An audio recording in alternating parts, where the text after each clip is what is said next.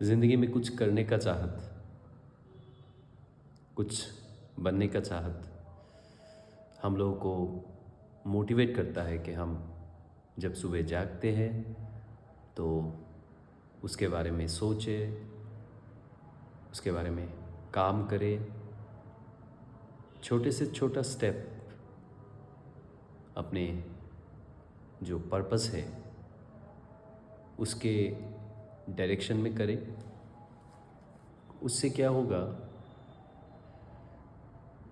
जीने का एक वजह मिलेगा, मतलब एक इन्वॉल्वमेंट, एक जुनून, एक एक विजन।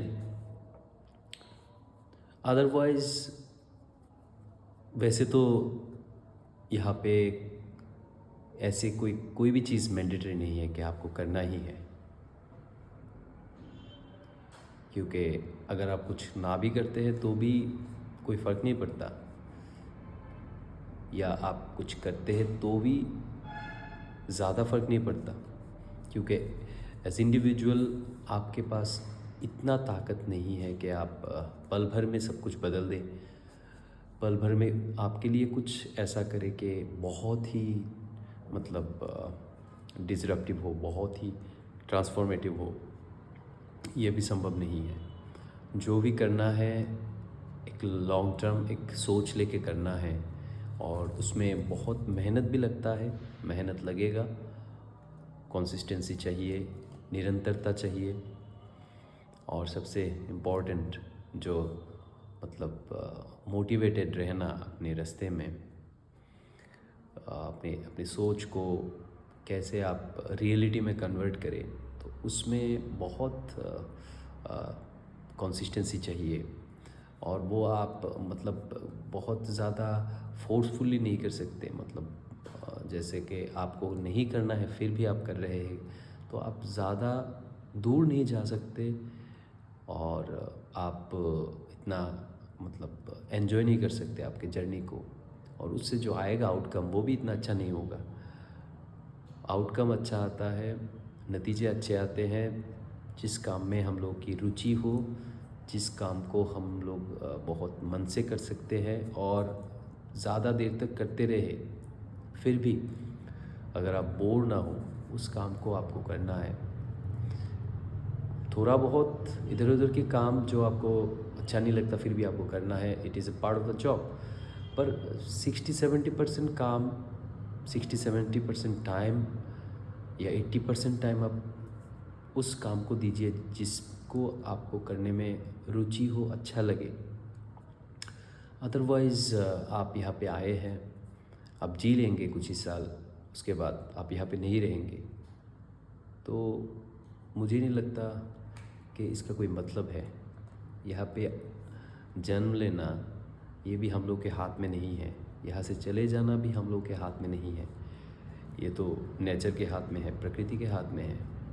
पर यहाँ पे जब हम रहते हैं, once we get the birth, उसके बाद पूरा जो टाइम है जब हम होश संभालते हैं, जैसे कि 15 साल हो गया, 16 साल हो गया, उस उम्र में हम लोग को समझ में आ जाता है ये दुनिया क्या है, कैसे चल रहा है, और आ जाना चाहिए, समझ लेना चाहिए दुनिया कैसे चलते हैं।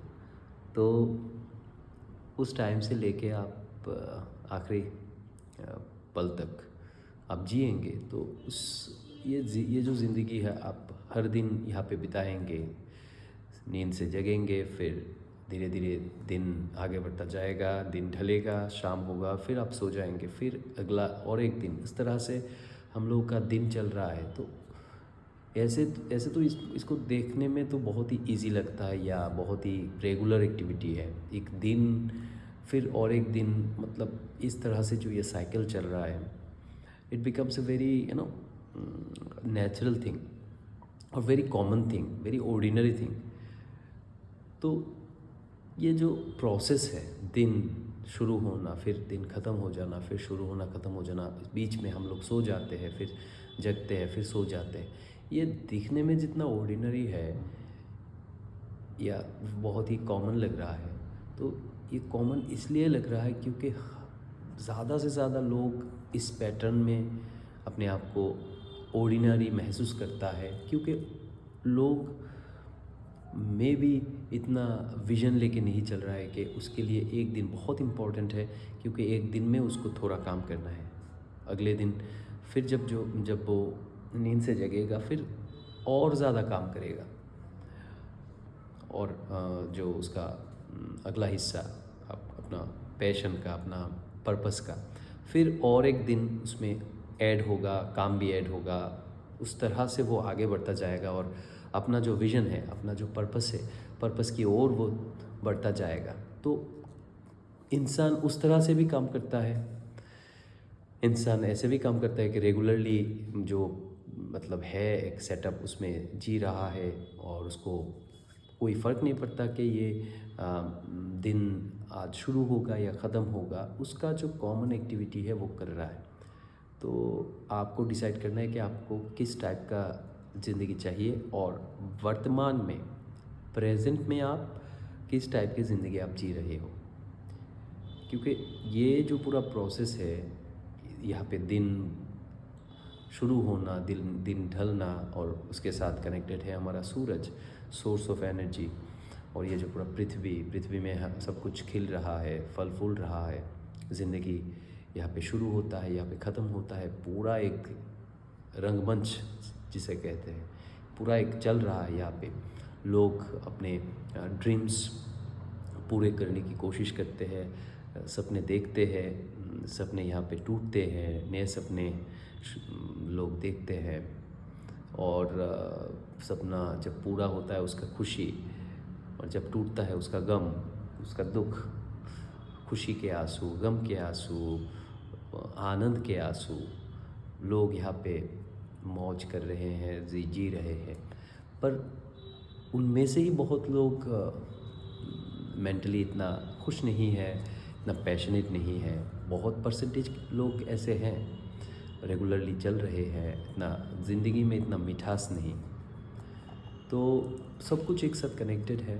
आप एक दिन को कैसे अप्रोच करते हैं, एक दिन को आप कैसे जीते हैं, आप कल की चिंता आपको सताते हैं, या जो बीत गया कल उसका जो मतलब एक गम, या जो भी कह लीजिए, जो नेगेटिव एक thought which is generate from the past.